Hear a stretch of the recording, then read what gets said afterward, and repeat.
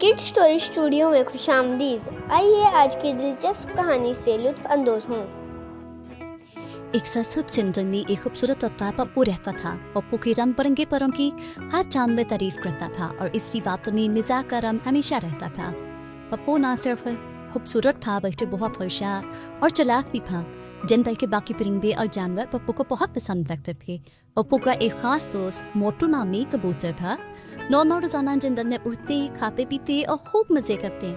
एक दिन पप्पू और मोटू जंगली फलों की तलाश में उड़ रहे थे कि अचानक एक बड़ी चीज चंपू ने उन्हें देख लिया। चंपू को फौरन ख्याल आया कि पप्पू जैसे खूबसूरत तोते को पकड़ना और खाना एक बेहतरीन मौका होगा।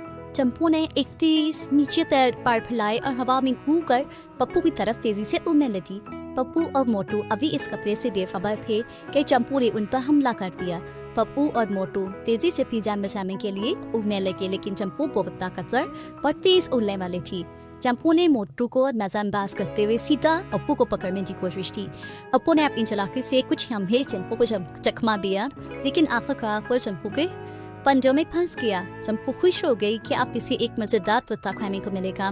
चंपू ने पप्पू को एक ऊंचे दफीशा पुलिस से आकर उठाया और कहा, अब तुम मेरे पंजे में हो और मैं तुम्हें मजे से खाऊंगी। पप्पू ने दिल में सोचा कि अगर उसने चंपू को कोई चालाकी ना दिखाई तो वो बच नहीं पाएगा और फौरन बोला, चंपू बहन तुम मुझे खा सकती हो, लेकिन क्या तुम्हें मालूम है कि मैं कोई आम तोता नहीं हूँ, मैं तो बहुत खास तोता हूँ। चंपू हैरान होकर बोली, खास तुम कैसी हो?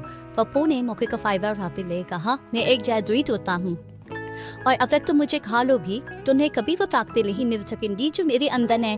अगर तुम मुझे आजाद कर दोगी तो मैं तुम्हें वो जादुई ताकतें दे सकता हूँ जिनसे तुम बहुत ताकतवर बन जाओगी। चंपू को तोते की मर्तबा को शक हुआ, लेकिन काकत को लालच ज्यादा था। उसने हैरानी से पूछा, कौन सी जादुई ताकतें? पप्पू ने जब वो को मुतमिन करते हुए कहा, ये वो ताकतें हैं जिनसे तुम ना सिर्फ पूरे जंगल की सरदार बन जाओगी बल्कि तुम उड़कर आसमान की बुलंदियों को छू सकेगी और सब जानवर तुमसे डरेंगे। चंपू को पप्पू की बातों में दिलचस्पी होने लगी, लेकिन वो बहुत मुहताब थी। उसने पूछा, और ये ताकतें कैसे हासिल की जाएंगी? पप्पू ने अपने दिमाग को तेज चलाया और बोला, ये ताकतें सिर्फ इसी वक्त हासिल हो सकती है जब तुम मुझे आदाब करो और मैं तुम्हें एक खास नुक्ता सिखाऊं। चंपू अभी थोड़ी सी शक में थी, लेकिन उसने फिर में सोचा, क्या पता ये तो सच कह रहा हो। अगर मैं इसे खा लूंगी तो वो जो दूसरी ताकतें शाया हो जाएंगी।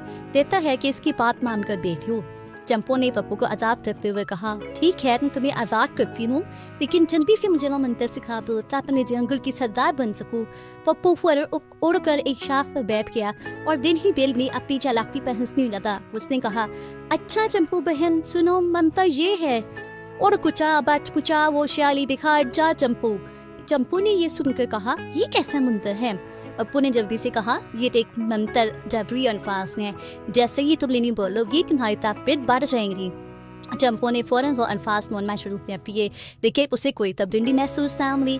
जब उसने दोबारा पप्पू को देखा तो पहले ही हवा में उड़कर दूर जा चुका था। चंपू को अपनी बेवकूफ़ी का एहसास हो चुका था, लेकिन अब बहुत देर हो गई थी। पप्पू दूर उड़ते हुए हंस रहा था और मोटू के साथ मिलकर कह रहा था, लालच बुरी बला है, और चंपू को लालच ने बेवकूफ़ बना दिया। चंपू को ये समझ पा गई कि लालच कभी फायदा नहीं देती और उस दिन के बाद वह चालाकी से नहीं बल्कि ईमानदारी से जिंदगी गुजारने लगी।